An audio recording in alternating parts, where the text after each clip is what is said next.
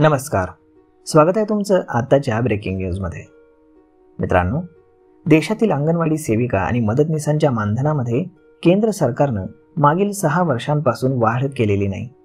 किमान यंदाच्या अर्थसंकल्पामध्ये तरी सेविकांच्या मानधनामध्ये वाढ केली जाईल अशी अपेक्षा होती। प्रत्यक्षामध्ये केंद्र सरकारनं सक्षम अंगणवाडी आणि पोषण या दोन्ही शीर्षकाखालील निधीच्या तरतुदीमध्ये उलट कपात केली आहे। परिणामी या अर्थसंकल्पानं अंगणवाडी कर्मचाऱ्यांची निराशा झाली आहे। त्यामुळे राज्यातील जिल्ह्यांमध्ये केंद्रीय अर्थसंकल्पाची होळी करण्याचा निर्णय अखिल भारतीय अंगणवाडी सेविका आणि मदतनीस फेडरेशननं घेतल्याचं सांगण्यात आलंय। सन 2018 पासून अंगणवाडी कर्मचाऱ्यांच्या मानधनामध्ये कोणतीही वाढ झालेली नाही।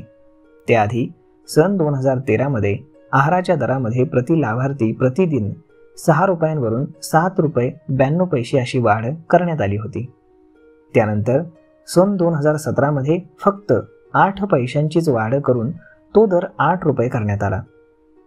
त्यानंतर आज तागायत गेल्या 7 वर्षांमध्ये या दरामध्ये वाढ झालेली नाही।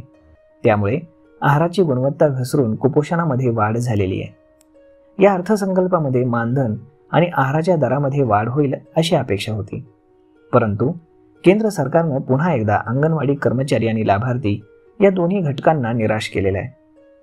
केंद्रीय अर्थमंत्री निर्मला सीतारामन यांनी लोकसभेमध्ये सन 2024-25 या आर्थिक वर्षाचा अर्थसंकल्प सादर केला। यामध्ये सक्षम अंगणवाडी आणि पोषण या दोन्ही शीर्षकाखालील तरतुदीत 323 कोटींची कपात केली गेली। गेल्या वर्षी या दोन्ही शीर्षकाखाली 21,523 कोटी रुपयांची तरतूद करण्यात आली होती।